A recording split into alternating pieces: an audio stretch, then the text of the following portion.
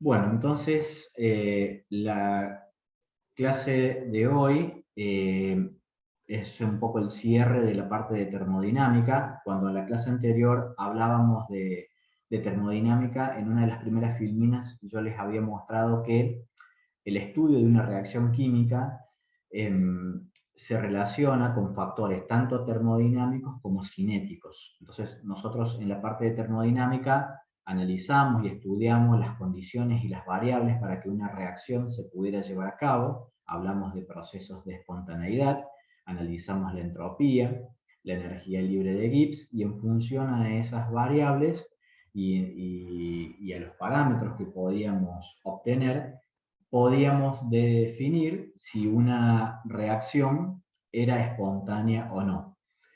También hablamos de que un proceso espontáneo no necesariamente tiene que ser un proceso rápido, sino que la espontaneidad desde el punto de vista termodinámico implica que el proceso sea favorable. Es decir, se va a producir esa reacción que yo tengo, tal cual está escrita, de reactivos a productos, pero lo que no sabemos es el tiempo que va a tardar en generarse ese producto a partir de esos reactivos en las condiciones de volumen, presión y temperatura que yo tengo. Entonces, para poder entender que una reacción química, como la veíamos en la primera etapa del año, que planteábamos que A más B era igual a C más B, y podíamos realizar diferentes cálculos, tanto estequiométrico como de soluciones, como de gases, implica factores un poco más detallados y vistos en profundidad, que son los que vimos en termodinámica y los que vamos a ver en cinética química. ¿Está bien?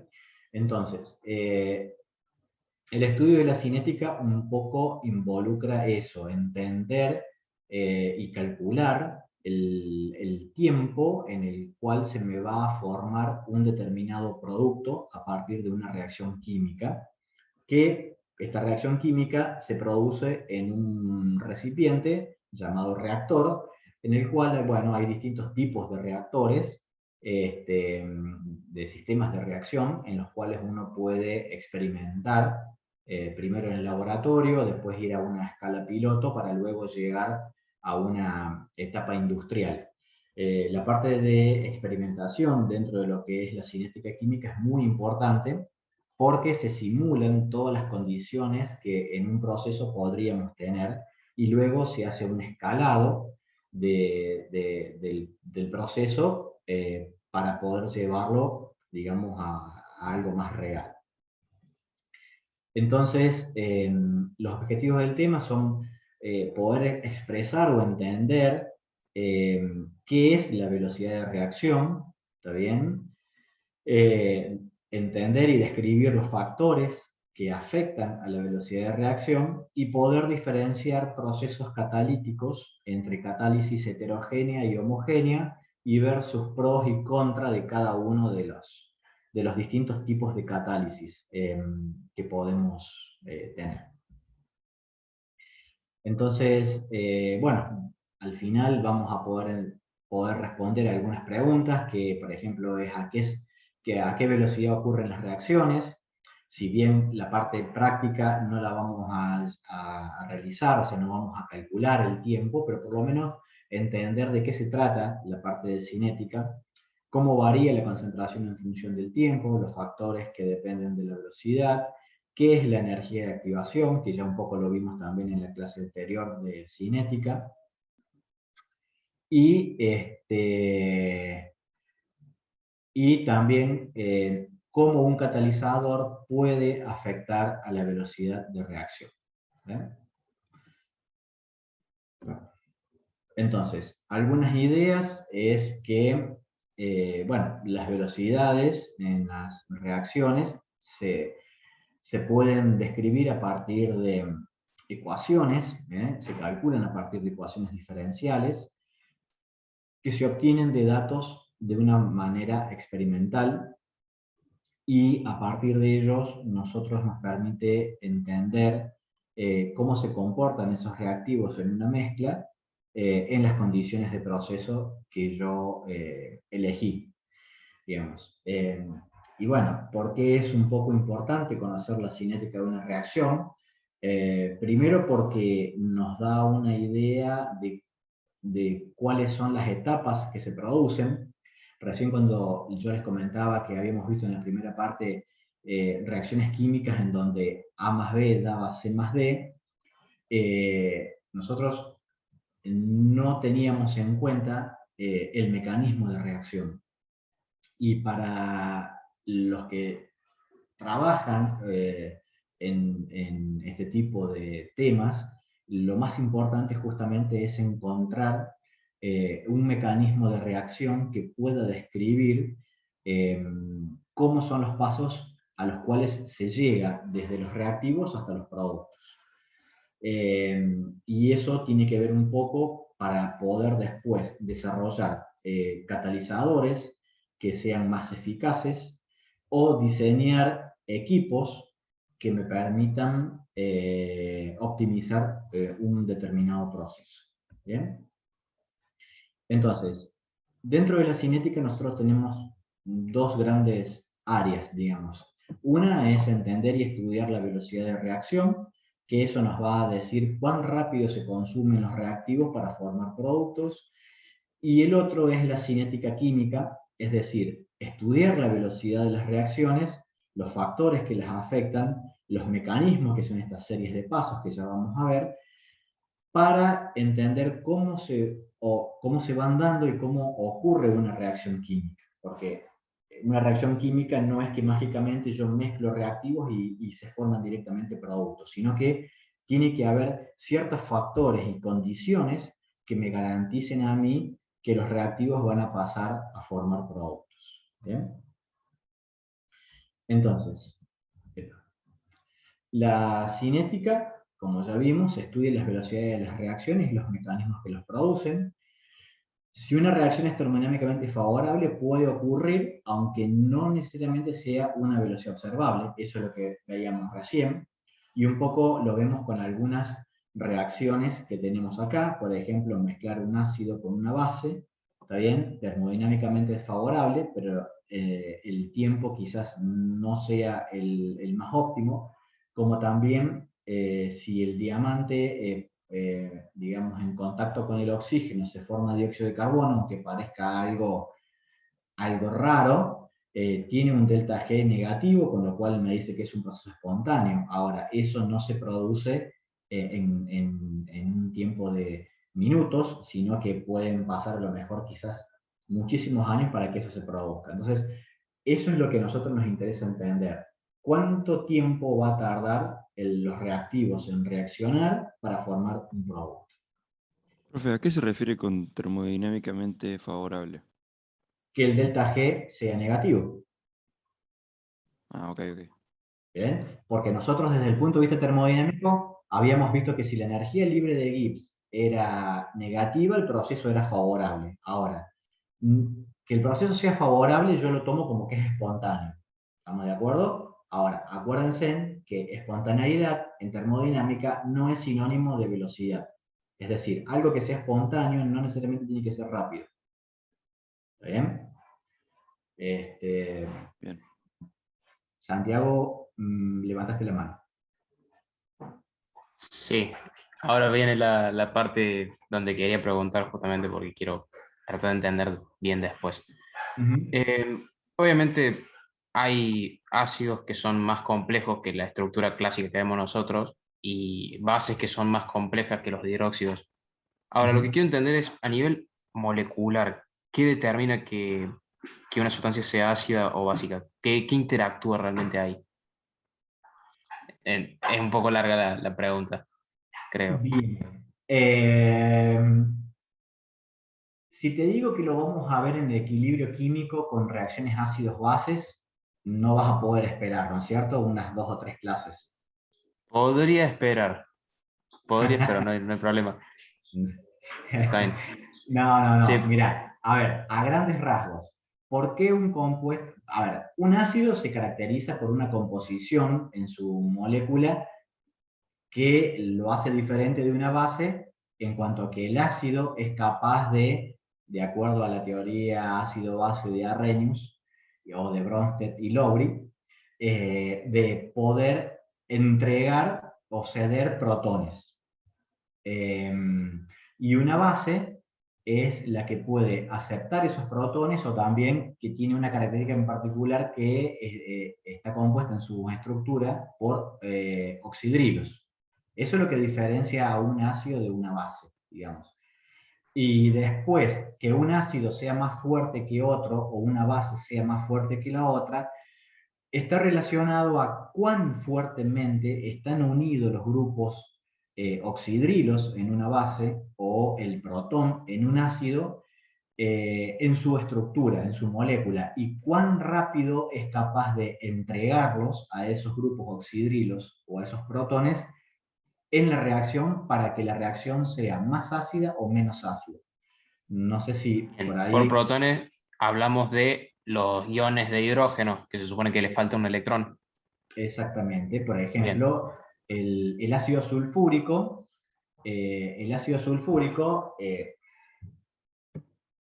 a ver, vamos a...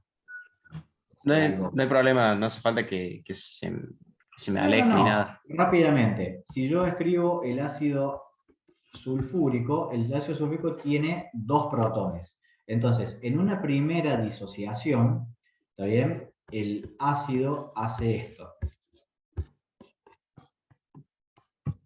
Y libera un protón.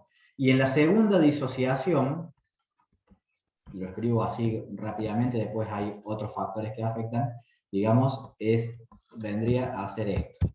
¿Está bien? Entonces, el primer protón que libera lo hace con una energía muy grande, por eso es un ácido muy fuerte, digamos, y después la segunda constante de ionización es más débil, por así decirlo, entonces eso es lo que hace que un ácido sea más fuerte o más débil que otro. ¿Y de dónde surge esto? De la estructura de Lewis, que uno se analiza, va a ver cómo están enlazados esos hidrógenos al resto de la molécula y cuán fuerte es la electronegatividad de la parte negativa con la parte positiva para poder liberar más rápido o más lento un protón. Entonces, eso hace que un ácido sea más fuerte o más débil, básicamente. ¿Bien? Bien. Sí, sí. ¿Vamos? Sí, estamos. La pregunta Bien. la hacía para más adelante cuando lleguemos a catalizadores. Ah, bueno. Bueno, ahí hay una introducción. Vamos a ver después cómo sigue todo esto. ¿Ustedes están viendo la presentación nuevamente del PowerPoint? Sí. ¿Sí? Sí. Sí, profe. Porque me apareció un cartel que me decía que los estudiantes piden ver su presentación, entonces no sabía qué es lo que me quería decir. Bien, factores que afectan a la velocidad de una reacción. Esto es, digamos, como lo primero que hay que analizar para entender cómo se puede llevar a cabo una determinada velocidad de reacción.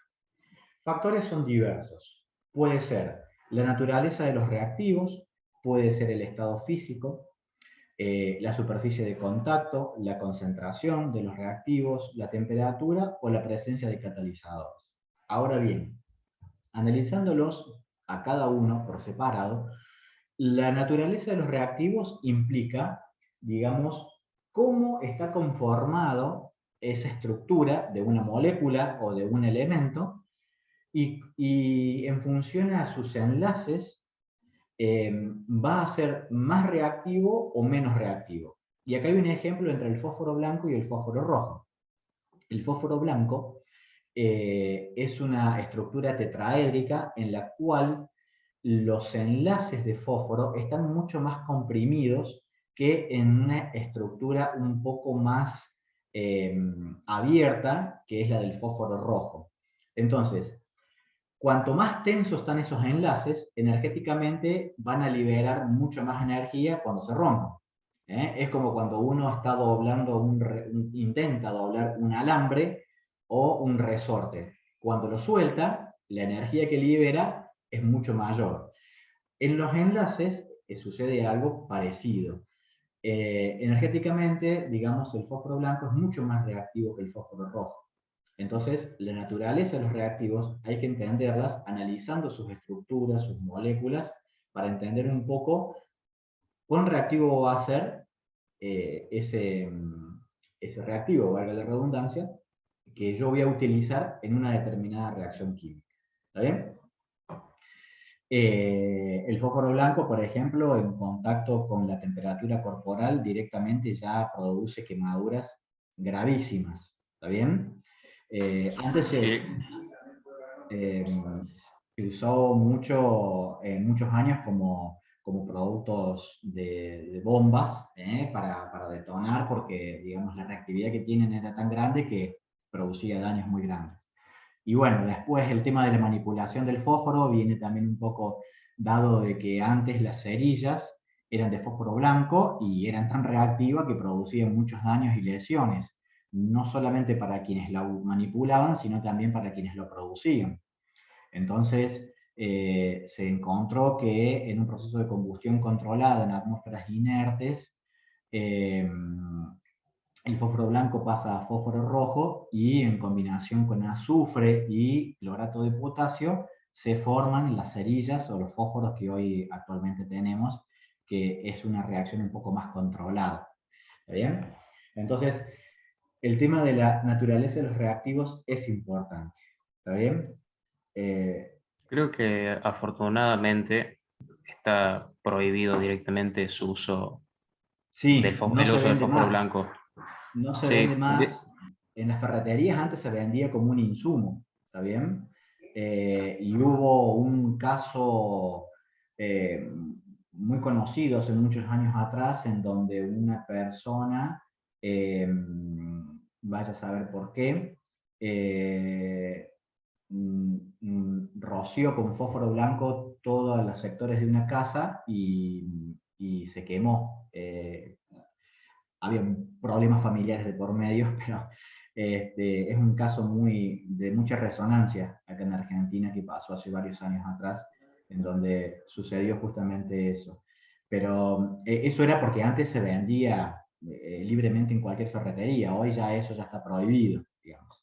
Hay que tener ciertos permisos para manipular estos tipos de productos, porque obviamente también se usa para explosivos, entonces cualquier persona podría sí, yo tener en iba sus por ese manos. lado justamente. Se usaba como arma y bueno, directamente se prende fuego en el contacto con el aire, así que Claro, una vez que empieza a claro, quemar, no para de quemarse. tal cual. Y también genera una enfermedad tipo de una enfermedad laboral que es fosfonecrosis, y es que el fósforo se deposita sobre las mandíbulas y deteriora todos los huesos y es casi letal, prácticamente es letal. Digamos, no hay nada para hacer cuando llega a ese grado de deterioro. Entonces, eh, digamos, hay que entender y comprender un poco también lo que uno manipula porque puede generar un impacto muy, muy grave. Bueno, el estado físico también tiene que ver, porque no es lo mismo tener reactivos en estado sólido, líquido o gaseoso, ¿está bien? Eh, cuando hablamos de superficie de contacto o grado de pulverización, este, estamos hablando un poco de la parte de catalizadores, cuando ya lo veamos un poco más, dependiendo de la superficie de contacto, cuanto más superficie de contacto yo tenga, mucho mejor. La concentración de los reactivos, por supuesto que al aumentar, aumentará la velocidad de reacción. Lo mismo sucede con la temperatura, porque favorece, digamos, los choques entre moléculas y eso hace de que haya mucha más probabilidad de que se produzca ese producto. Y la presencia de catalizadores, que lo que hace es modificar la energía de activación y eso me permite a mí poder acelerar o desacelerar una reacción. ¿Está bien? Un poco Darío les habrá comentado que hay distintos tipos de catalizadores. Pueden ser catalizadores positivos o catalizadores negativos, dependiendo de lo que uno necesite o requiere en su proceso. ¿Bien? Bueno, a ver, el concepto de la velocidad de reacción. ¿Cómo analizo yo la velocidad de reacción? Bueno, a partir de una ecuación matemática y es, digamos, la derivada o la variación de la concentración de una sustancia, que puede ser reactivos o productos, en función del tiempo. Entonces, yo analizando esta derivada puedo entender cuál es, digamos, la velocidad con la cual se consume un reactivo o se produce un determinado producto. ¿Está bien? Entonces, en esta gráfica que yo tengo acá de concentración respecto a tiempo, tengo una reacción de yodo más hidrógeno para formar hidruro de hidrógeno, en la cual el reactivo, estoy analizando el yodo, se va a consumir, o sea, va a disminuir su concentración, y a medida que su concentración disminuya, va a aumentar la concentración de producto, que es el hidruro de hidrógeno.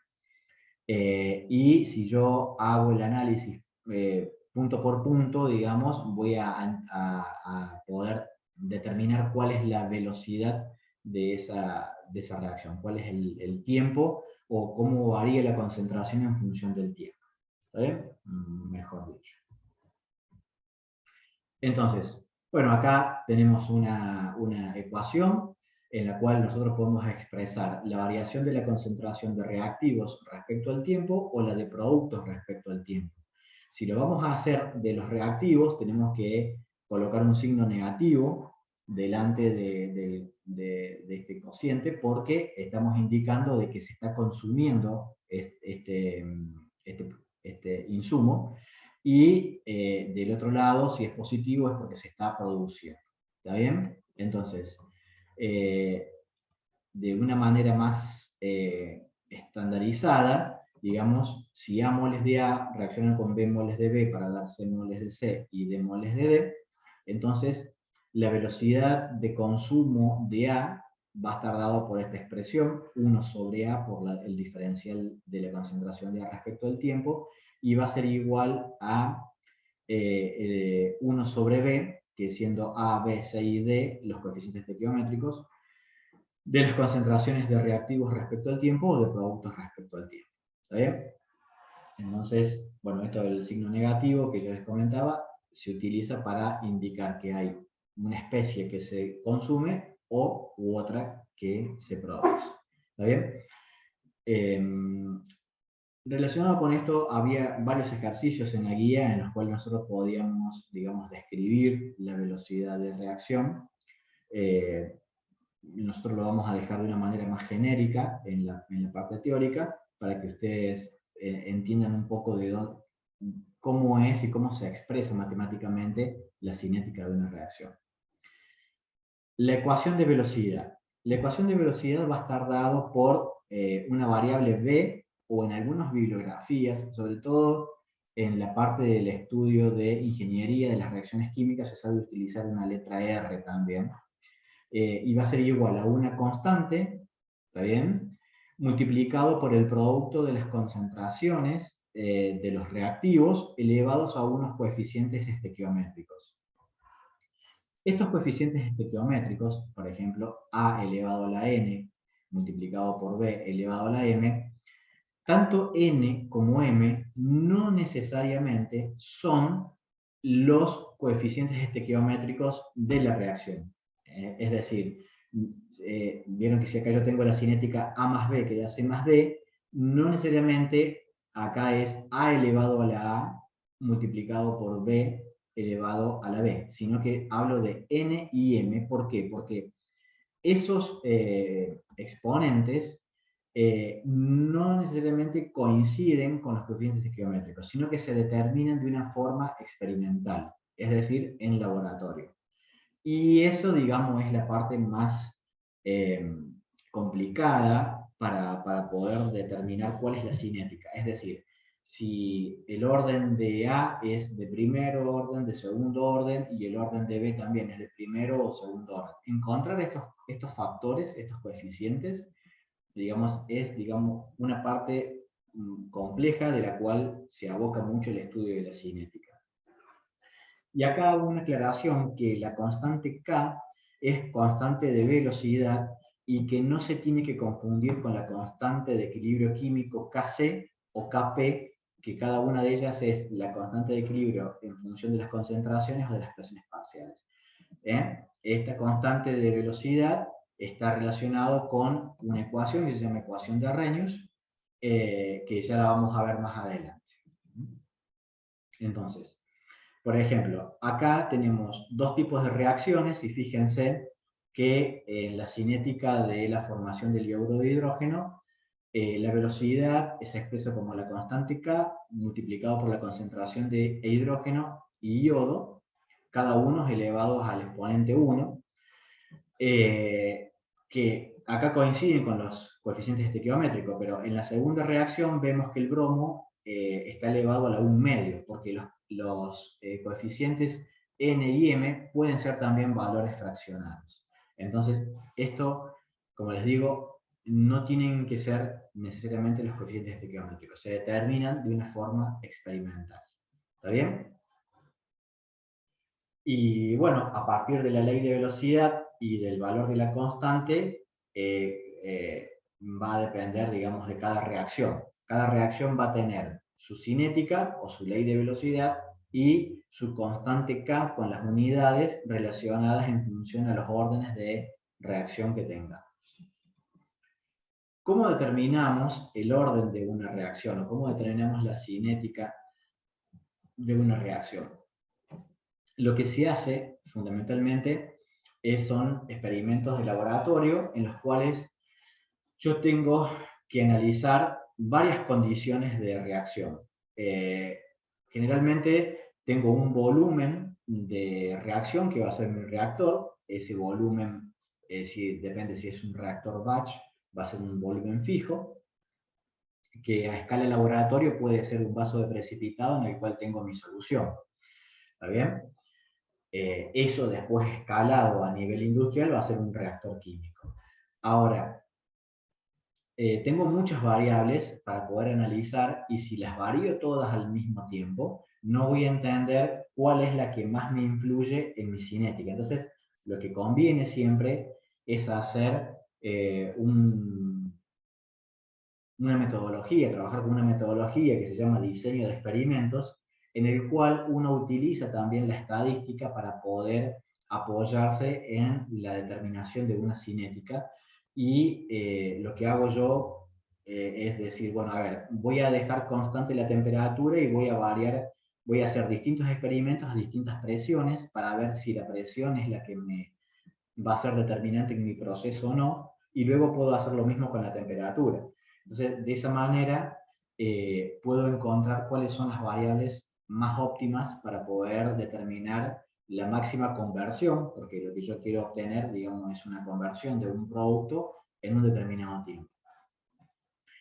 Lo que hago es iniciar mi reacción colocando los reactivos, dejo pasar un determinado tiempo y tomo una muestra de mi recipiente y la puedo analizar a partir de distintas técnicas de laboratorio. Puede ser una técnica de titulación, una técnica bastante sencilla, puede ser una técnica de calcular la concentración a partir de un equipo como es un espectrofotómetro, o puede ser también que si mis reactivos son, o mis productos son gaseosos y mis reactivos son gaseosos, poder tomar muestras con microjeringas e inyectarlos en cromatógrafos gaseosos y poder determinar cuál es la concentración de reactivos y productos en función de distintos tiempos de reacción, y eso después yo lo introduzco en un software o en una gráfica y voy a poder analizar cómo va disminuyendo la concentración de reactivos y cómo va aumentando la concentración de productos.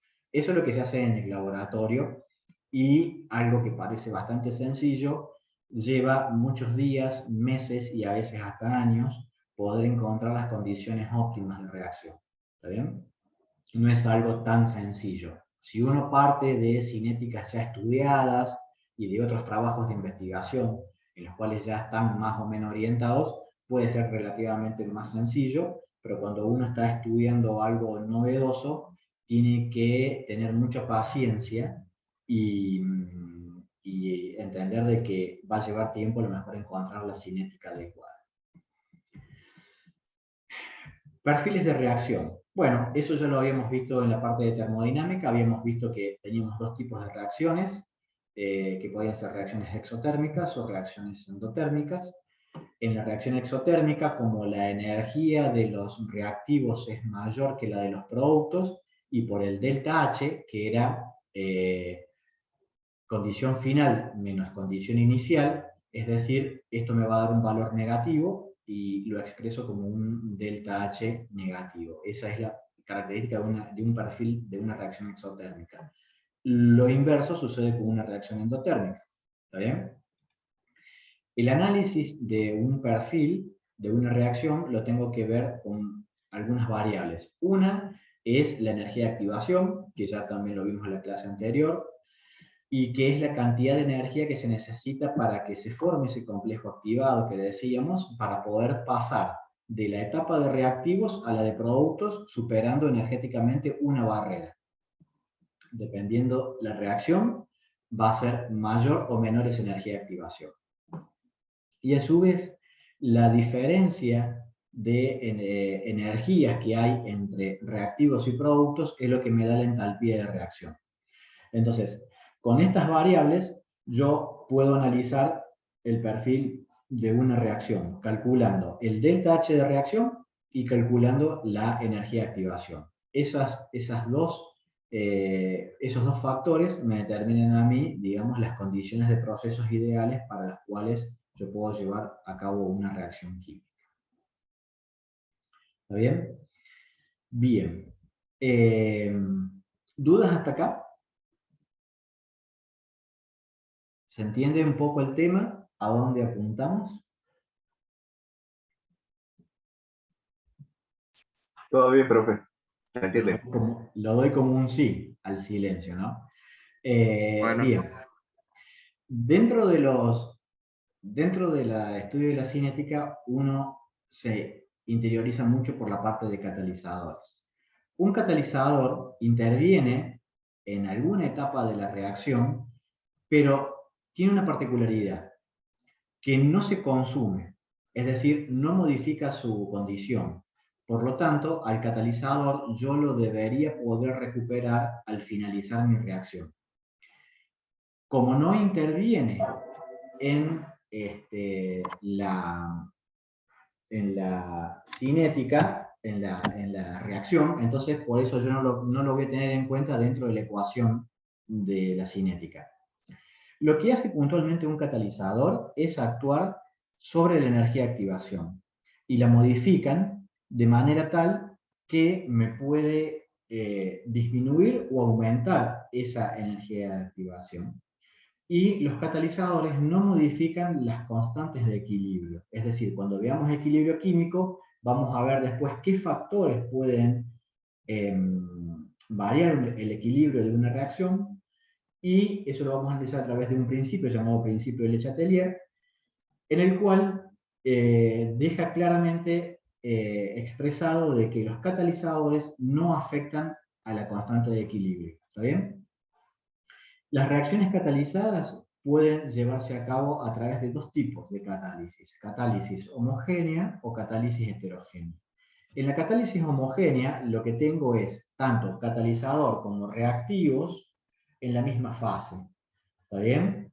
Y en la catálisis heterogénea puedo tener catalizadores y reactivos en distintas fases.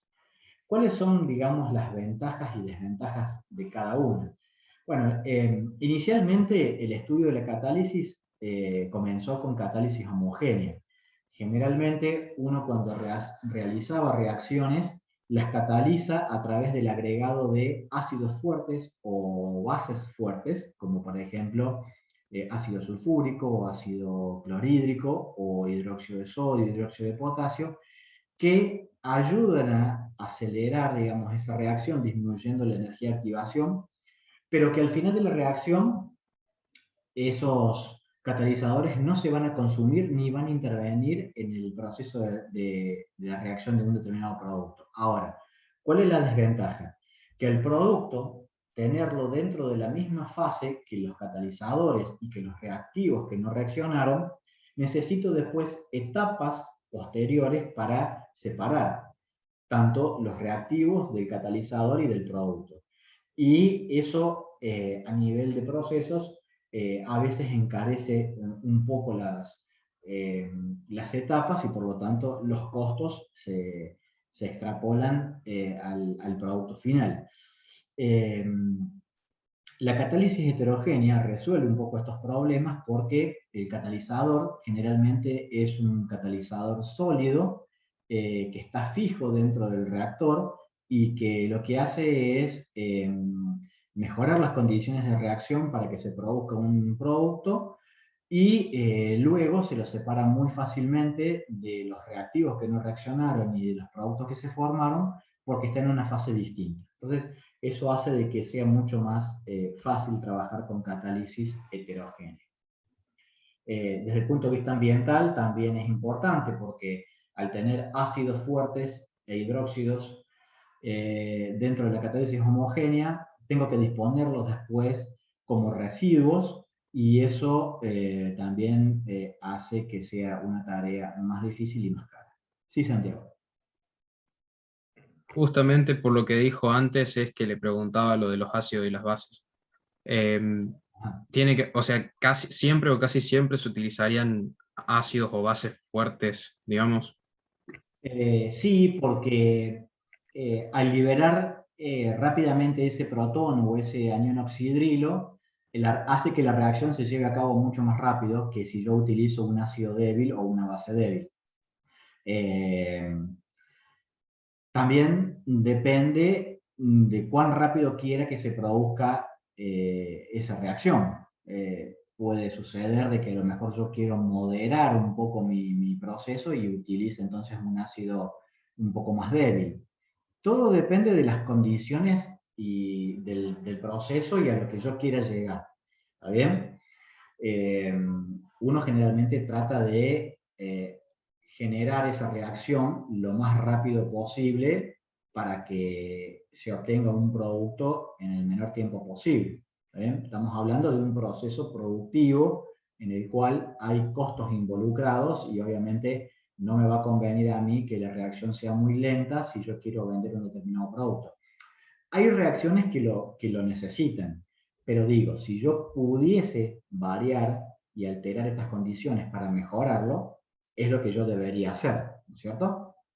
Entonces, yo acá lo agrego como algo importante a toda la parte de cinética, porque todo lo que vimos recién es importante, pero esto, digamos, es como lo más importante, si se quiere, porque entender cómo funciona un catalizador me permite a mí poder saber qué tipo de reacción puedo tener. Por ejemplo, acá tenemos una reacción que está sin catalizar y acá tenemos una reacción catalizada. O sea, la misma reacción pero utilizando un catalizador. Si yo las unifico en una curva, entonces en ese perfil yo estoy viendo que la reacción sin catalizar demora o va a necesitar más energía. ¿Está bien? No necesariamente va a ser más rápida, sino que voy a necesitar más energía para poder llegar a las mismas condiciones. Entonces, eso se da, por ejemplo, en muchos procesos metabólicos, en donde se utilizan procesos enzimáticos. Las enzimas son unas proteínas que tienen una particularidad que es de catalizar determinadas reacciones para favorecer, digamos, la generación de un determinado producto. ¿Mm? ¿Es glucosa lo de ahí abajo? ¿Cómo? ¿Es glucosa lo de ahí abajo? Sí. Sí, es glucosa. Ok. ¿Está bien? Entonces, de esa forma, digamos, las enzimas ayudan a metabolizar mucho más rápido los alimentos en nuestro cuerpo y con ese factor de catálisis ayudan a que los alimentos sean digeridos mucho mejor, mucho más rápido. Si no, tardaríamos mucho más tiempo. ¿Está bien? Ese es un ejemplo, por ejemplo, de un proceso catalítico. ¿Es correcto decir que que la molécula o el catalizador que yo estoy usando tiene energía potencial? Sí, sí, sí, sí. Sí, Sí, estaba pensándolo por el lado de que está aportando la energía potencial que yo no estoy aportando para, y en consecuencia reduzco. claro, exactamente. Ok. Ujú. Sí, sí. Entonces, bueno, esta sería como una simulación de lo que estaría realizando un catalizador. A ver, si lo estoy viendo desde el punto de vista metabólico, son proteínas que ayudan a disminuir esa energía de activación. Si lo veo desde el punto de vista de un proceso, un catalizador, imagínense en que es como una especie de esponja, o lo que se utiliza mucho son zeolitas, que son como especies parecidos a la piedra pómez, son, digamos, estructuras muy porosas, que tienen una alta cantidad de poros, y que todos esos poros aumentan la superficie de reacción, que es un poco lo que veíamos al principio cuando hablábamos de aumentar también la superficie. Entonces, desde el punto de vista del análisis de los catalizadores, el estudio se hace desde las nanotecnologías. Y en los catalizadores se producen alterando ciertos puntos, dopándolos, así como veíamos en la parte de semiconductores que reemplazábamos ciertos átomos de silicio por fósforo o aluminio, dependiendo si quería un catalizador negativo o positivo, un semiconductor, perdón, positivo o negativo. Con los catalizadores funciona algo similar, en el sentido de que se inducen en ciertos puntos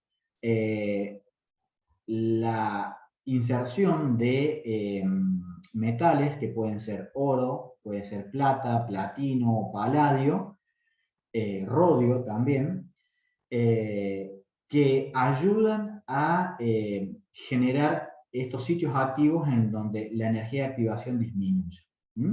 Entonces, ¿cómo es la actividad de un catalizador? Yo tengo una superficie activa, que puede ser esta zeolita, por ejemplo, y esta superficie activa lo que hace es que, por ejemplo, moléculas de oxígeno, cuando entran en contacto con esa superficie activa, se rompa esa molécula y se produce una adsorción con D, no con B. O sea, no se absorbe, sino que se adhiere.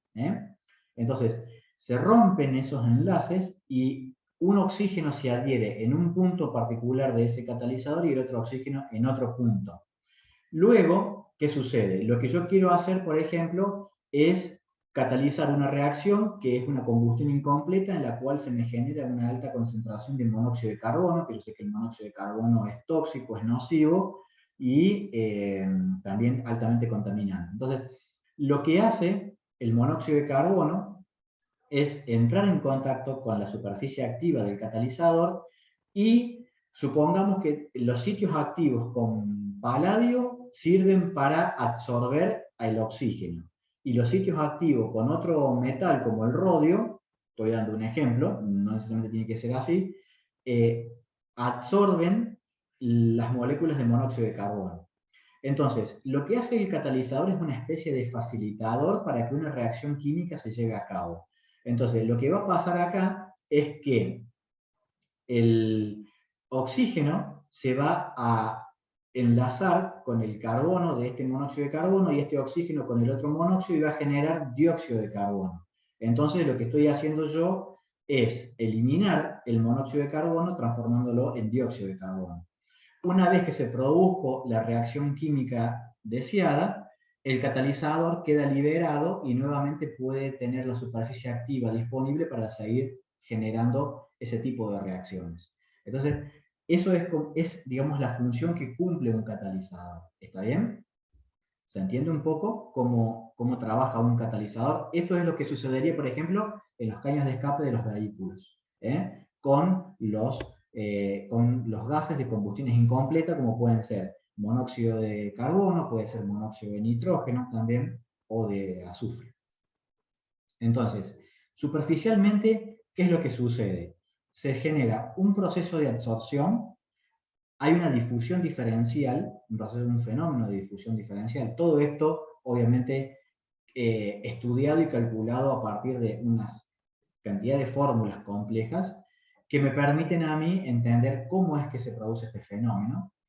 Y después hay un precursor, que es el oxígeno, en este caso, que es el que genera, digamos, la producción del dióxido de carbono a partir de las moléculas de monóxido de carbono. ¿Está bien? Es lo que se produce una reacción tipo superficial. Esto se da a escalas de nanómetros. ¿Está bien? esto es lo que se produce dentro del catalizador, que yo lo veo como una especie de esponja que microscópicamente dentro de cada sitio activo tengo estos elementos que yo les comentaba. Puede ser oro, rodio, paladio, entre otros. Profe, Sí. en una fábrica que yo trabajaba, en la parte de pintura, aplicaban lo que es nanotecnología, lo que decía usted. Ajá, ¿y cómo? No, la verdad, o sea, nunca bien entendí bien cómo era el tema, pero ahora que lo nombró me vino a la mente, digamos. Ujú. No sé que aplicaban esa tecnología, pero bien cómo lo hacían, no, no sé. Sé que lo aplicaban, digamos, antes de que cierta pieza metálica ingresara a lo que es la parte donde se pintaba esa pieza. Ajá. Aplicaban ese proceso de nanotecnología. Bien. ¿Pero era para un proceso de pintura o un proceso de generación de pintura? Eso es lo que no me quedó en claro. Tengo que No, preguntarle lo mismo. no, o sea, digamos, si lo aplicaban, como le digo, antes de, digamos, de que la pieza se pintara, digamos, la lavaban eso a la pieza metálica, Ujú.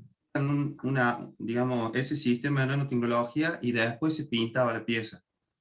Pero bien, eh, cómo era el sistema, no, digamos, nunca me lo explicaron ni nada, pero me vino a la mente como cuando Bien. dijo de nanotecnología.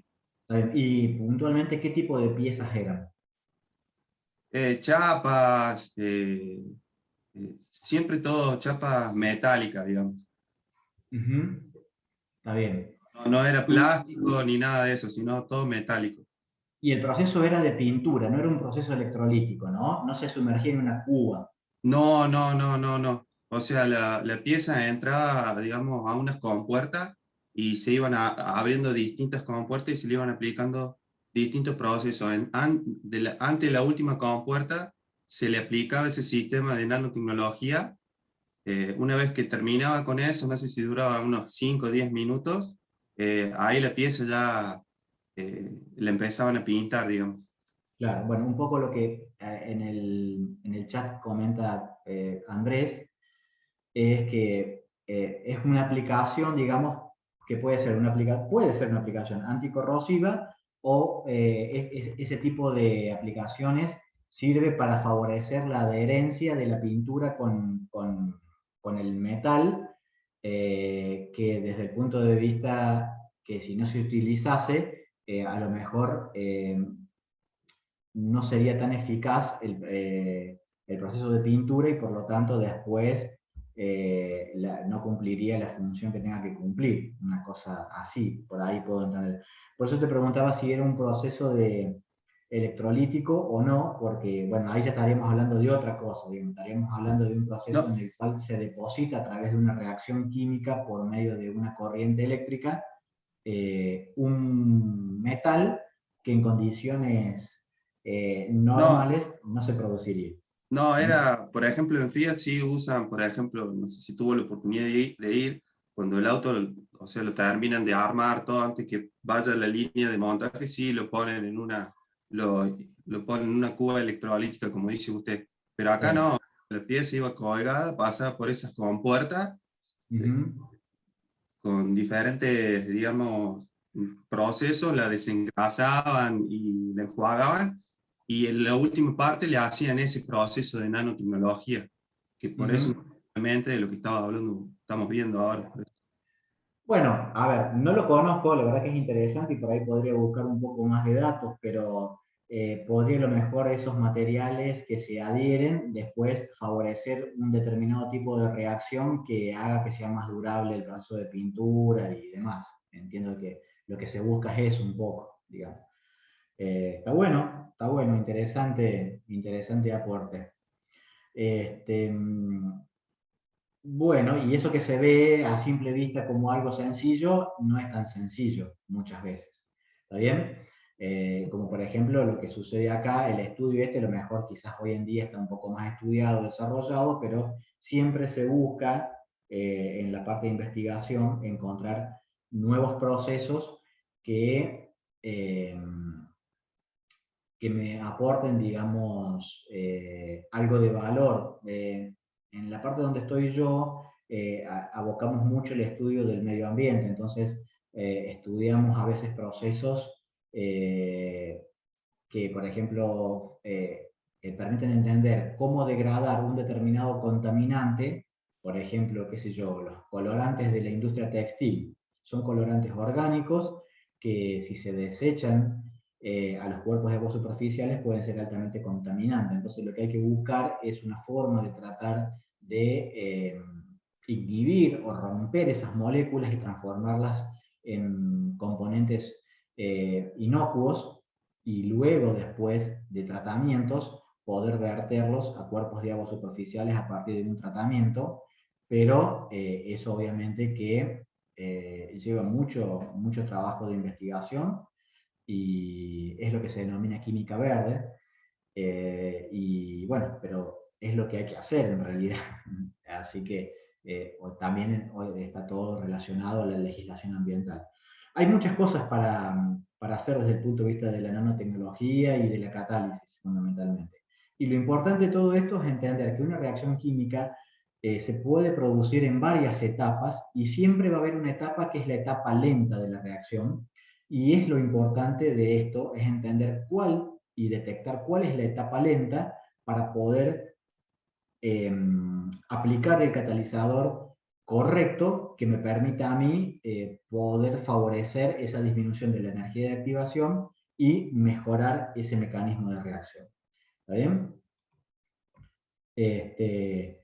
Otra aplicación son los convertidores catalíticos, que si lo vemos es un tipo, si hacemos un corte transversal del caño de escape de un vehículo, vemos que es una especie de panal en la cual esa estructura de cerámica tiene insertas distintos metales que cumplen funciones diferenciadas. Por ejemplo, el paladio quizás sea más utilizado para la degradación de óxidos de nitrógeno, el rodio para las de óxidos de carbono, y así con cada uno de los componentes de productos de la combustión incompleta de los vehículos, que haga que minimice el impacto ambiental luego que esos gases son expulsados a la atmósfera. ¿Está bien? Tenemos tipos de reacciones de descomposición de nitrógeno, de óxidos o de hidrocarburos, ¿está bien? Y eso, digamos, es a través de sitios activos, y en donde, por ejemplo, acá dice que el platino cataliza la oxidación del monóxido de carbono e hidrocarburos, y el rodio al monóxido de nitrógeno. Entonces, nosotros tenemos que saber en qué concentraciones agregar esos tipos de elementos para favorecer la superficie de contacto. Bien. Bueno, acá les dejo algunos links y algunos videos para que ustedes puedan ver de cómo se produce, cómo se fabrica un catalizador y cómo funciona un convertidor catalítico, para que una vez ya visto un poco la parte de química, se vea un poco más también la aplicación. No son videos tan largos, pero bueno, a veces en las clases teóricas cuesta un poco poder reproducirlos, entonces se los dejo a modo de curiosidad para ustedes. Bien, bueno, y eso sería un poco todo lo que tiene que ver con cinética.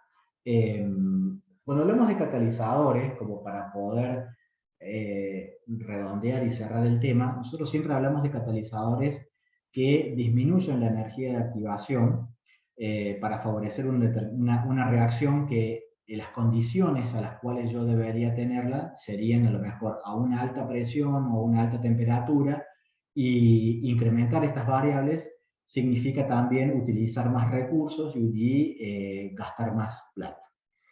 Entonces, la utilización de un catalizador viene a reducir todos estos inconvenientes. Eso puede suceder, pero también puede pasar de que yo necesite retardar una reacción, porque dentro de un determinado proceso, uno de los subproductos que se forman puede llegar a ser un contaminante o un veneno, como así se le llama, para mi reactor. Entonces, yo también puedo, así como disminuyo la energía de activación, puedo desfavorecer ciertas etapas de las reacciones, aumentando la energía de activación para impedir que suceda esto. Y de esa manera, digamos, sacar más provecho de mi proceso. ¿Está bien? Bueno, Andrés, perfecto. Si ese es otro link para ver el funcionamiento de un catalizador, a lo mejor estos links que yo tengo también sean un poco obsoletos las presentaciones, y si hay alguna un poco más actualizada, bienvenido sea. La voy a tomar y la voy a publicar en el aula virtual en la parte de termodinámica y cinética para que para que los puedan ver, si les parece.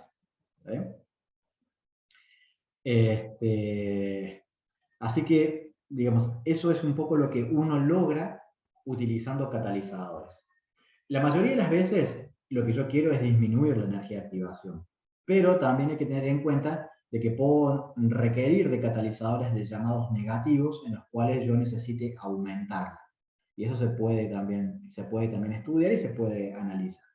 ¿Bien? Bueno, ¿algunas preguntas que tengan sobre cinética? ¿Puede la concentración de mi catalizador arruinarme la reacción? La concentración de un catalizador. Suponiendo que use un ácido, por ejemplo. Sí, puede. Puede. O por ejemplo, si estás usando resina Excelente. epóxica y lo pasas de catalizador, se te va a endurecer muy rápido la resina. Es un modo de entenderlo, digamos, porque cuando uno trabaja con resinas epoxi o con pinturas epoxi, vieron que utilizan dos partes, que una es un catalizador, y hay que agregarlas en proporciones que ya están, digamos, predefinidas. Si yo agrego más o menos de alguna de las partes, no se va a producir la mezcla eficaz y no va a cumplir la pintura, digamos, la condición que debería cumplir. Si yo agrego mucho ácido, puede suceder de que ese ácido haga que la reacción reaccione muy rápidamente y que yo no le dé las condiciones necesarias para que se produzca un determinado producto. Puede aumentar más la temperatura de mi reactor y eso puede desfavorecer la reacción. O sea, cuando uno agrega en reacciones catalizadas homogéneas un ácido o una base, lo agrega en volúmenes muy pequeños. Son mililitros que se agregan como para poder favorecerla, pero no se agrega una gran cantidad, porque si no ya empieza a competir también el catalizador. Siempre hablando de catálisis homogénea, ¿no? En catálisis heterogénea ya es distinto porque yo ahí puedo calcular y dimensionar la superficie de un catalizador y bueno, si lo sobredimensiono no va a pasar nada. Ahora, si está subdimensionado, el catalizador se va a contaminar mucho más rápido y va a desfavorecer mi reacción química, por ejemplo. En los procesos catalíticos de cracking se utiliza mucho la catálisis heterogénea. Sí, Pioli usó un mejor ejemplo que lo que estaba pensando yo. Porque siempre, o sea, lo que había visto es que cuando uno hace, por ejemplo, nitración o hace algún peróxido orgánico, siempre diluye el ácido que usas como catalizador. Entonces no sabía si tenía que ver con arruinar directamente la reacción o simplemente protegerse y no perder los dedos. Y claro, no, bueno, tiene que ver con cuestiones de seguridad, por supuesto, y también con condiciones de reacción, ambas dos. Sí, Siempre es claro. mejor tratar de utilizar catálisis heterogénea en la medida que se pueda.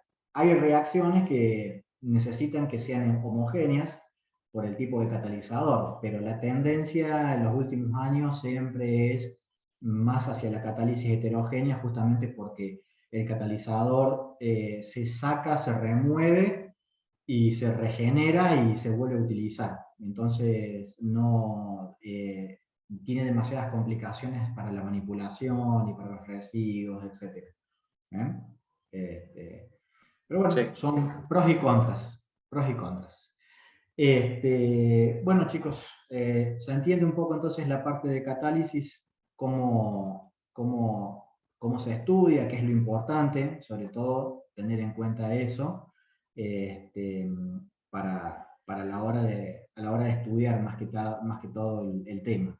Fundamentalmente, los factores que afectan la cinética y la parte de catalizadores junto con lo que es energía de activación. ¿Está bien? Eso es lo más importante. Este, bien, si les parece, podemos hacer un recreo de 10 minutos y, y retomamos después la clase comenzando con la parte de equilibrio químico. ¿Está bien? Yo creí que habían terminado ya. No, lamentablemente no. Terminó el tema de cinética, que junto con termodinámica, que es lo que vimos el viernes pasado, se evalúa en el parcial formativo del viernes que viene. Ahora, no terminamos, nos queda una horita más aproximadamente. Hacemos un recreo a las 11:15, continuamos con la clase y empezamos a ver lo que es equilibrio químico. ¿Está bien? Bueno, Bien. Bueno, lo que vamos a comenzar a ver ahora es una introducción de lo que es el equilibrio químico y los temas que veamos de ahora en más van a estar todos relacionados a este tema. Entonces, es importante que comprendan la base del equilibrio porque después cuando hablemos de equilibrio ácido-base, hablemos de equilibrio en productos de solubilidad, llamado KPS, o en reacciones a óxido-reducción, en todos los casos vamos a estar hablando de equilibrio químico y los conceptos generales de equilibrio van a ser los mismos y obviamente dependiendo de la aplicación en cada uno de los casos tendrá después sus teorías y sus ecuaciones particulares para cada caso. ¿Está bien? Entonces, ¿qué vamos a comenzar a ver? Bueno, vamos a comenzar a ver el concepto de equilibrio químico, para qué sirve, dónde se lo utiliza y la importancia que tiene conocer qué es el equilibrio químico. Los objetivos es poder determinar y entender o plantear la constante de equilibrio, ¿está bien? Utilizar también el concepto de la constante de equilibrio para determinar el cociente de reacción, que es cuando las reacciones están en una condición particular de reactivos. Identificar los factores que afectan el equilibrio, que es esto que yo les decía recién, que lo vamos a ver desde un punto de vista cuantitativo, pero también desde un punto de vista cualitativo, con un principio que se llama principio de Le Chatelier. Utilizar las relaciones de termodinámica y equilibrio para entender qué es el equilibrio químico. Y calcular la constante de equilibrio a diferentes temperaturas, porque la constante de equilibrio varía con la temperatura. Entonces, bueno, con esto pretendemos de que ustedes puedan entender si las reacciones químicas que estudiamos son la mayoría reversibles o irreversibles, qué es lo que sucede con la constante de equilibrio, de qué depende, de qué factores depende, cómo expresarla, es importante poder y saber plantearla correctamente, y luego de eso predecir el sentido del desplazamiento de una determinada reacción en función al valor que me dé de la constante de equilibrio. Entonces, primero, tenemos varios tipos de equilibrio, por así decir. Podemos tener un equilibrio físico, ¿está bien? Químico, perdón, que es cuando se alcanza en un determinado momento en donde las velocidades directa e inversa se igualan. Acá estamos hablando entonces de un tipo de reacciones que son reacciones reversibles. Porque si estamos hablando de velocidades directa e inversa, lo que me está diciendo esto es que la velocidad con la que los reactivos se transforman en producto es la misma que con la que los productos se descomponen para formar reactivos. Y, por ende, las concentraciones de reactivos y productos se mantienen constantes. Por lo tanto, el equilibrio químico es un equilibrio dinámico. Es decir, cuando una reacción alcanza la condición de equilibrio, no indica que la reacción se detenga, sino que me va a decir que la reacción alcanzó su equilibrio en el sentido de que las velocidades con las que los reactivos se transforman en productos es la misma que con la que los productos se descomponen y se transforman en reactivos. Eso es una particularidad de las reacciones reversibles. En el caso del equilibrio físico, también lo tenemos, pero acá, a diferencia del equilibrio químico, lo que sucede es un cambio de fase. En el equilibrio químico hay una generación de un producto que es químicamente diferente a los componentes que son los reactivos. Sí, obviamente, el balance de masa no va a cambiar y no es que se van a formar nuevos especies distintas a las que reaccionan, simplemente que el dióxido de nitrógeno reacciona para formar tetróxido de dinitrógeno, y en el caso de un equilibrio físico, lo que está pasando es que el agua está cambiando de fase, está pasando de estado líquido a sólido o viceversa, variando las condiciones de temperatura, por ejemplo.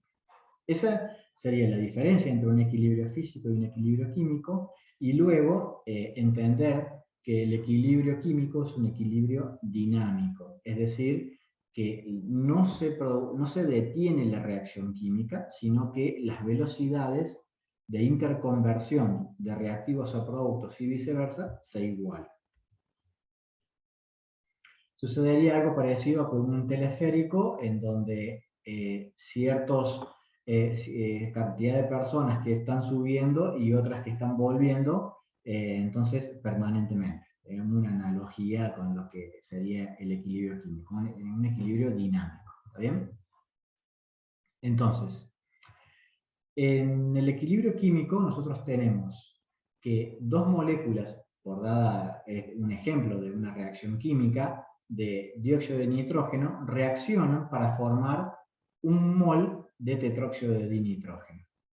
¿Bien? Entonces, el equilibrio químico yo lo puedo estudiar en distintas fases, por así decirlo. Puedo partir estas son gráficas de concentración en función del tiempo. Entonces puedo partir de una concentración inicial de dióxido de nitrógeno y nada de producto, nada de tetróxido de dinitrógeno, y a medida que pasa el tiempo, la concentración del dióxido empieza a decrecer, disminuye, porque se va formando el tetróxido de dinitrógeno. Esto lo puedo calcular a partir de la cinética, por ejemplo, de la reacción, y voy a llegar a un punto en un determinado tiempo, que lo puedo calcular, en el cual las concentraciones se mantienen constantes. Por lo tanto, acá, si yo quiero calcular la velocidad,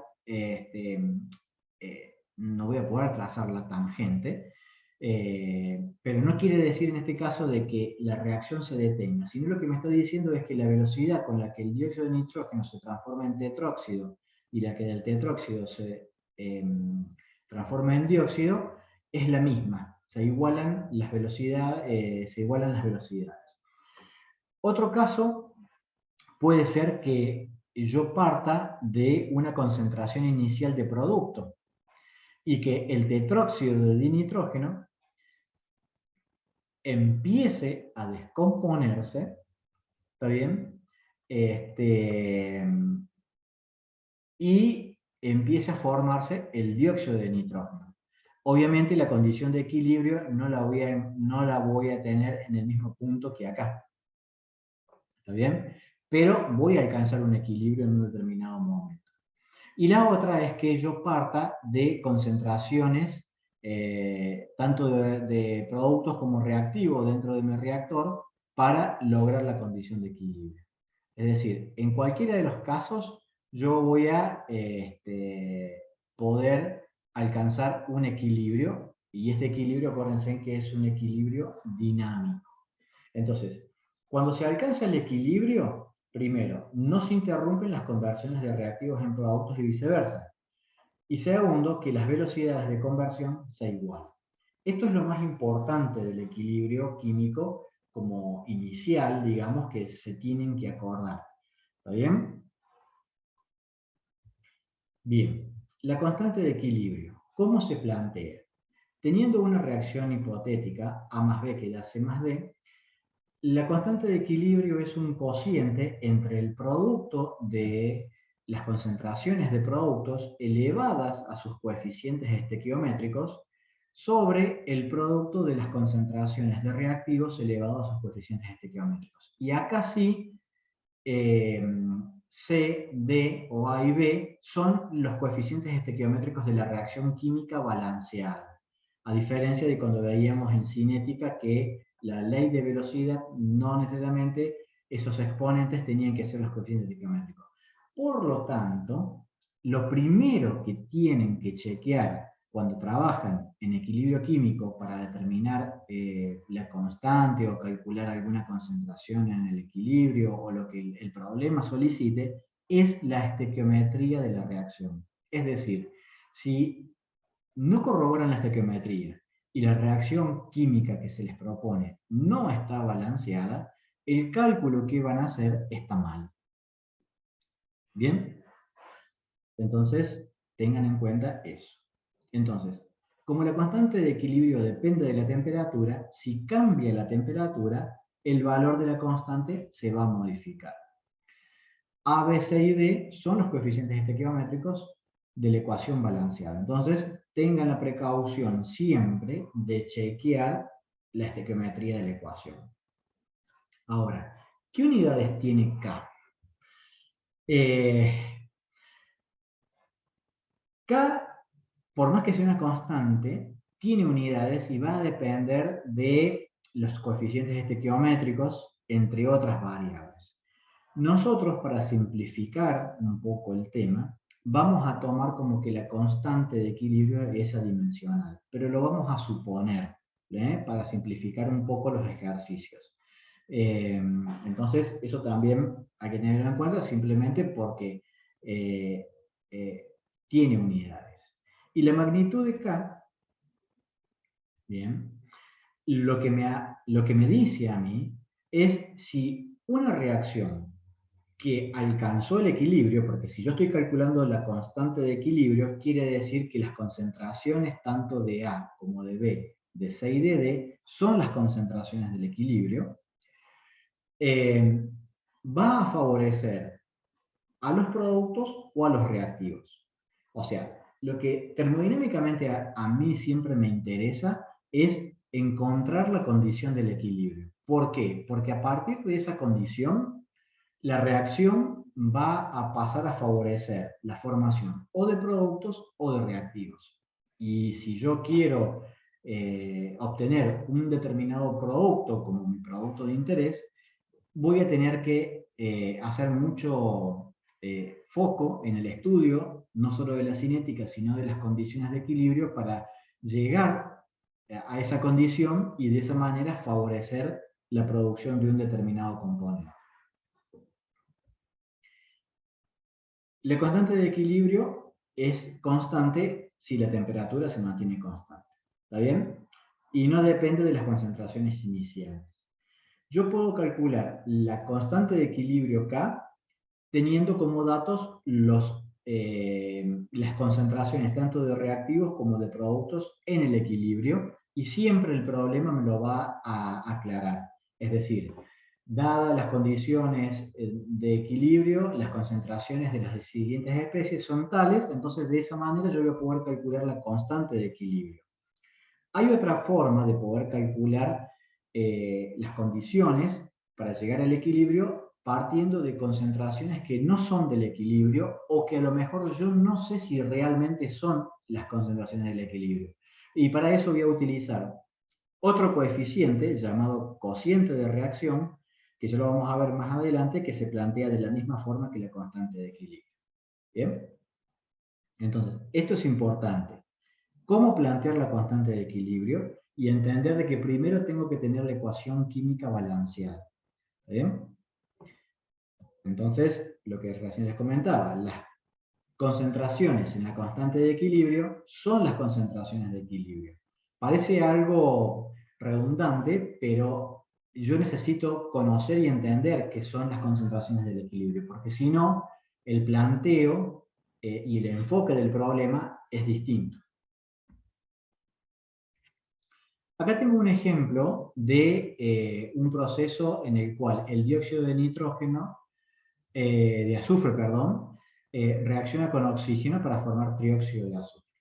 Entonces, lo que hablábamos recién de las condiciones pueden variar, pero que la constante de equilibrio no va a variar, al igual que lo que recién nosotros veíamos con los distintos gráficos de la formación o descomposición del tetróxido de nitrógeno. Puedo partir de condiciones iniciales distintas, pero siempre la constante de equilibrio, si la temperatura se mantiene constante, va a ser igual. Y acá tenemos dos experimentos en donde tenemos concentraciones iniciales. En el primer experimento tenemos concentraciones iniciales de dióxido de azufre y oxígeno, y en el segundo experimento parto de una concentración inicial de trióxido, o sea, se descompone el trióxido para formar los reactivos. En cualquiera de los casos, si ustedes con las concentraciones en el equilibrio calculan la constante de equilibrio, tanto para el experimento 1 como para el experimento 2, les tiene que dar el mismo valor. ¿Está bien? Inténtenlo después resolver para que se den cuenta de que en realidad es así, porque la temperatura no varía. ¿Está bien? ¿Cómo voy a calcular yo? ¿Cómo voy a calcular yo esa constante de equilibrio? Lo que voy a hacer es decir, si yo tengo que el dióxido de azufre, siempre es importante poner los estados de agregación porque termodinámicamente no es lo mismo calcular las entalpías en una fase o en otra, más oxígeno gaseoso, que me da trióxido de azufre. ¿Está balanceada esa ecuación?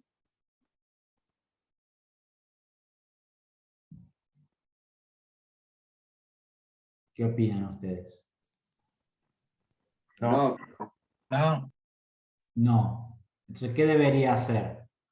Poner un 2 acá quizás y poner un 2 acá. Un 2 al... Sí. Bien. Ahí tengo la ecuación balanceada. Entonces ahora voy a plantear la constante de equilibrio.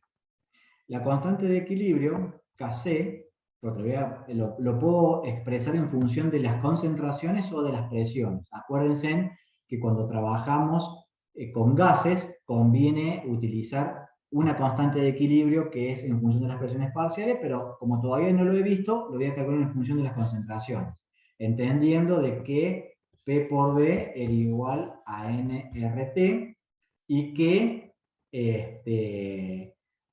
si yo ahora despejo y digo que presión es igual al número de moles por R por T sobre el volumen, esto es igual a concentración. ¿Está bien? Entonces de ahí puedo decir que la concentración es la presión sobre R por T. Bueno, más allá de eso, acá, ¿qué voy a poner? Los productos elevado a sus coeficientes estequiométricos, y acá el producto de los reactivos elevado a sus coeficientes estequiométricos. ¿Está bien? Ojo con eso. Esa sería, digamos, la forma de plantear la constante Kc en función de las concentraciones para esta reacción.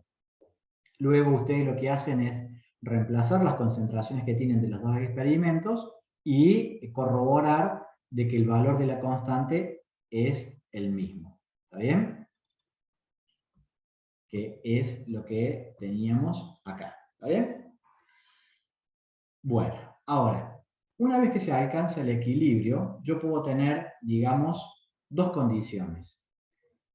Los reactivos se van a formar en productos, por lo tanto acá lo que me estoy diciendo es que como tengo una mayor cantidad de productos que de reactivo, el valor de la constante es mucho mayor a 1.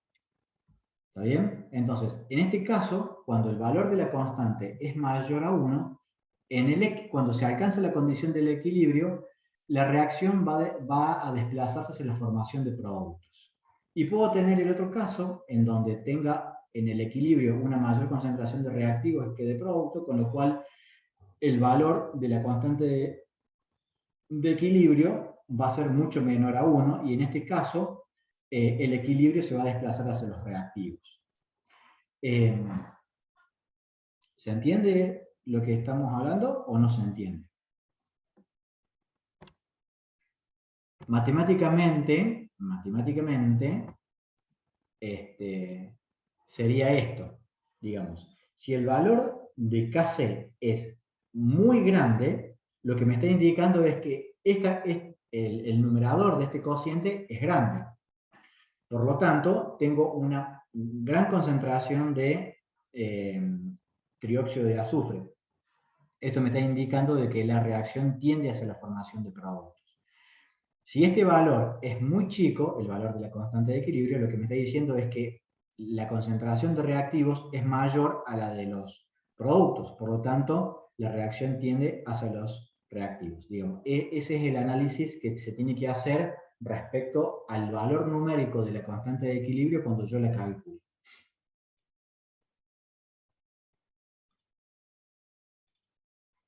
Entonces, digamos, matemáticamente está expresado con la ecuación que veíamos recién, analíticamente está relacionado con este concepto. Entonces, dentro del equilibrio químico podemos tener dos tipos de equilibrio. Podemos hablar de equilibrio homogéneo o de equilibrio heterogéneo. Cuando hablamos de equilibrio homogéneo, es que todos los reactivos y los productos están en la misma fase. Entonces yo puedo plantear la constante de equilibrio en función de las concentraciones o la constante de equilibrio en función de las presiones parciales, dependiendo de los datos que yo tenga en mi problema. Bien, y acá sí van a tener que practicar bastante en la guía de ejercicios los problemas que tienen para poder entender los ejercicios. Entonces, ¿cómo puedo calcular la constante en función de las concentraciones teniendo gases? Despejando de la ecuación de estado de los gases la variable concentración, que es igual al número de moles por el volumen. ¿Bien? Que es lo que veíamos recién. Ahora, hay una forma de relacionar la constante de equilibrio en función de las concentraciones respecto a las presiones parciales. Y es que este valor no es el mismo. Es decir, el valor de la constante de equilibrio se mantiene constante si la temperatura no varía. Pero el valor de la constante de equilibrio en función de las concentraciones no es igual expresado que el de las presiones parciales. ¿Está bien?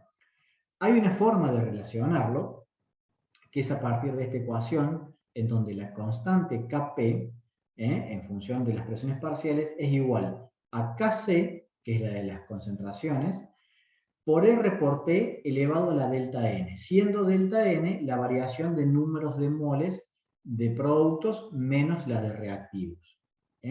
Entonces, ¿en qué condiciones Kc va a ser igual a Kp? ¿Habrá alguna condición en la que Kc sea igual a Kp? ¿Qué creen ustedes? Yo acá les puse que no son iguales. Ahora, ¿es siempre así?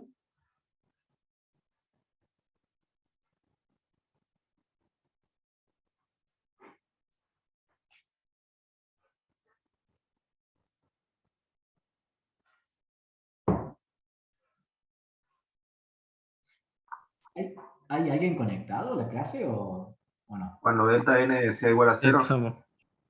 Claro, cuando delta n sea igual a 0, exactamente. Es decir, cuando la formación de moles de producto sea igual a la de los que se consumen de reactivos. ¿Está bien? Hay una forma de que K6 sea igual a Kp. ¿Está bien? Pero lo tengo que demostrar. Y depende de las condiciones que yo tenga, podré utilizar una ecuación u otra para calcularlo. Y si yo tengo que utilizar Kp y tengo Kc como dato, puedo también utilizar esta ecuación para calcular Kp. Eso depende de lo que el ejercicio después les solicite a ustedes. ¿Bien? El equilibrio heterogéneo. Tengo especies en distintas fases. Y acá van a estar, por ejemplo, en estado sólido, en estado gaseoso, en estado líquido. Entonces, vamos a simplificar nuevamente el tema y vamos a decir que si yo tengo sólidos puros y líquidos puros, las concentraciones las tomo como igual a 1. Esto parte de, en realidad, estudiar un poco más en profundidad la parte de equilibrio desde el punto de vista físico-químico, en donde yo no analizo concentraciones, sino que analizo una variable llamada actividad. Pero nosotros, como no vamos a entrar tanto en profundidad con el tema, lo vamos a simplificar de esa manera. Entonces, sólidos puros y líquidos puros se consideran igual a 1. ¿Está bien? Por lo tanto, si yo acá tengo que la piedra caliza, el carbonato de calcio, por calentamiento se descompone formando óxido de calcio y dióxido de carbono, si yo planteo la ecuación, la constante de equilibrio, es correcto plantear que es el producto del óxido, la concentración de óxido de calcio por la de dióxido de carbono dividido la del carbonato. Ahora, como el óxido de calcio y el carbonato de calcio son sólidos, yo los desprecio de mi ecuación, de mi constante, y digo que en realidad la constante de equilibrio va a estar dada por la concentración de dióxido de carbono, si lo expreso en función de las concentraciones o por la presión parcial. ¿Está bien? Esto es para sólidos puros y líquidos puros. Por eso el estado de agregación en cada una de las especies es importante que esté, porque eso me va a permitir a mí entender qué agrego y qué no dentro de la ecuación de la constante de equilibrio. ¿Está bien? Entonces, sólidos puros y líquidos puros no intervienen en la constante de equilibrio. Ahora, cuando hablamos de sólidos, todos vamos a entender que cuando pongo S está en estado sólido y no lo entiendo. Cuando hablamos de líquidos puros, tengo que tener en cuenta el estado de agregación. Una cosa es que figure como L, el estado de agregación de un compuesto, que va a ser un líquido puro, y otra es si está como acuoso, cuando se pone como AC. Si está como líquido puro, se desprecia, no interviene. Ahora, si está como estado acuoso, sí interviene en la ecuación de equilibrio. ¿Está bien? Bueno, como para entender de que en el equilibrio muchas veces hay reacciones que se producen en múltiples etapas o que hay múltiples equilibrios porque a lo mejor A más B reaccionan para dar C más D, pero después C más D reacciona para dar otros productos que son E más F. Entonces, tanto C y D son productos y reactivos visto desde este punto de vista. Entonces, como son intermediarios de reacciones, en la ecuación después terminan no considerándose. ¿Está bien? Porque se producen y se consumen. Entonces, en un equilibrio múltiple, lo que tengo que hacer yo es obtener la constante de equilibrio que va a ser igual al producto de las constantes de las reacciones que se producen. ¿Está bien? Aplicaciones de equilibrios múltiples hay muchos, por ejemplo, disociaciones de ácidos, como veíamos cuando hablábamos del ácido sulfúrico. Bueno, acá pasa con el ácido carbónico. El ácido carbónico, cuando los ácidos se disocian, no entregan todos los protones al mismo tiempo, sino que lo hacen de una manera gradual. Entonces, tenemos una primera etapa de disociación y después el anión bicarbonato se disocia para formar el carbonato. Entonces, este es un ejemplo de aplicaciones de equilibrios múltiples, por ejemplo. ¿Está bien? Bien. Ahora, ¿cómo representamos acá en la ecuación de equilibrio. ¿Está bien? Acá nosotros lo podemos plantear de distintas maneras. Tenemos una reacción directa y una reacción inversa. Entonces, hay distintas formas de plantearla acá. Podemos tener una K que la vamos a plantear como el cociente del monóxido de carbono elevado al cuadrado sobre el tetróxido de nitrógeno. ¿Está bien? Acá me falta un 2 en la ecuación. Va un 2 acá, tengo que corregir. Y si veo la reacción inversa, entonces la constante de equilibrio va a ser 1 sobre la constante de equilibrio de la primera reacción, porque es la inversa. ¿Está bien? Son algunas relaciones que vamos a hacer cuando estudiemos constantes de equilibrio. ¿Está bien?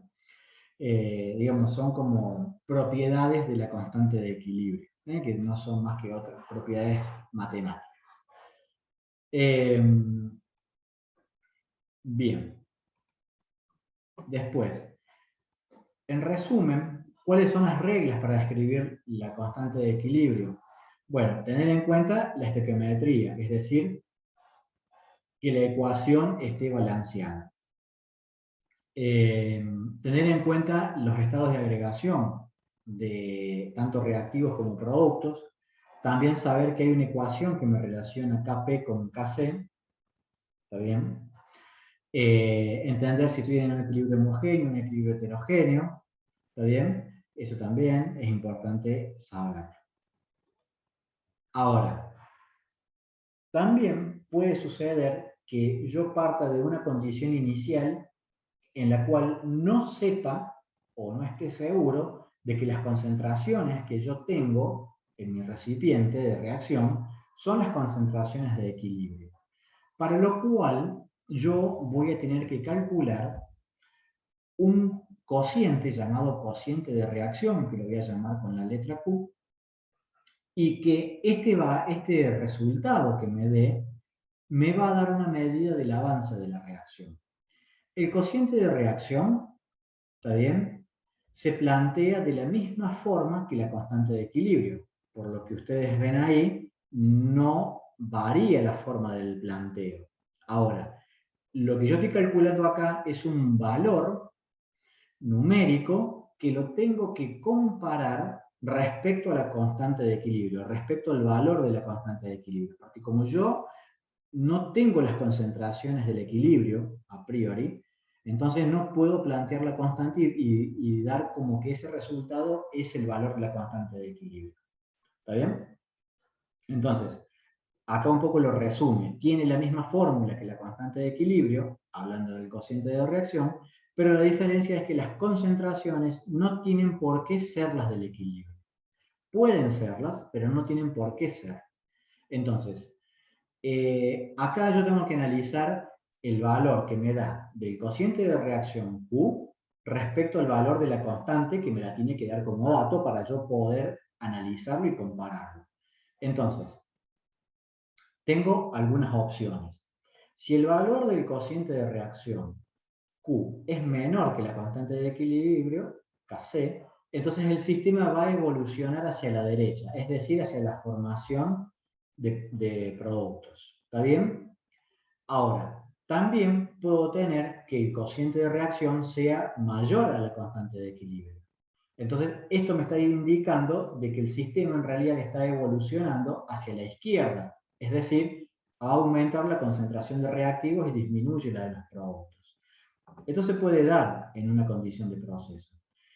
Y una tercera es que si el cociente de reacción es igual a la constante de equilibrio, el sistema se encuentra en equilibrio, por lo tanto, las concentraciones que yo tenía eran las del equilibrio. Gráficamente, yo tengo que entenderlo como que el equilibrio va a estar en la mitad, la constante de equilibrio. Y en los extremos tengo los distintos posibles valores del cociente de reacción. Entonces, mientras el cociente de reacción sea menor a la constante de equilibrio, la reacción tiende hacia la formación de productos. Si el valor del cociente de reacción es mayor a la constante de equilibrio, entonces la reacción tiende hacia la formación de reactivos. ¿Bien? Eso es un poco lo que ustedes tienen que entender y saber analizar. Y bueno, vamos a dejar acá porque después tenemos que entrar a un tema que está relacionado al equilibrio químico, que son, digamos, los factores que afectan el equilibrio químico. Y eso, como ya nos vamos a extender demasiado de lo que nos queda de tiempo, lo vamos a ver el viernes que viene. Entonces, el viernes que viene vamos a iniciar la clase con el parcial formativo de los temas de termodinámica y cinética química, que va a ser aproximadamente unos 30 minutos, y después vamos a seguir con la parte de equilibrio químico, viendo los factores que afectan el equilibrio, y ya entrar en los distintos tipos de equilibrio, que el primero que vamos a ver es el equilibrio ácido-base. ¿Está bien? Profe, o sea que Sí. el parcial va a ser en su horario tipo 9:40 por ahí. ¿Cómo, perdón? El parcial formativo va a ser en su horario. Sí, sí, el parcial formativo, los parciales formativos recuerden que siempre los hacemos en el horario del teórico, porque tengo un poquito más de tiempo que Darío para la parte de práctica. Entonces, la primera media hora, 40 minutos, o sea, de 8 a 8:40, nos vamos a tomar para hacer el parcial formativo, un pequeño recreo, y continuamos con la clase para terminar estos temas. ¿Bien? Hasta las 10, 10 y cuarto, que es el horario en el que ya ingresarían a la parte práctica. Así que bueno, cualquier duda que tengan, lo vemos después el viernes que viene. Recuerden estudiar para el parcial de la clase que viene. Eso les va a ayudar un poco a ir entendiendo temas para el parcial integrado. ¿Bien? ¿Vamos? ¿Alguna duda? No, profe, correcto, está bien. De mi parte no, profe. Muchas gracias. Bueno, Muchísimas gracias, profe. Que tengan un Buen fin de, profe. a ustedes, chicos. Buen fin de semana. Nos Chao, vemos. chao. Feliz día el domingo. Gracias, profe.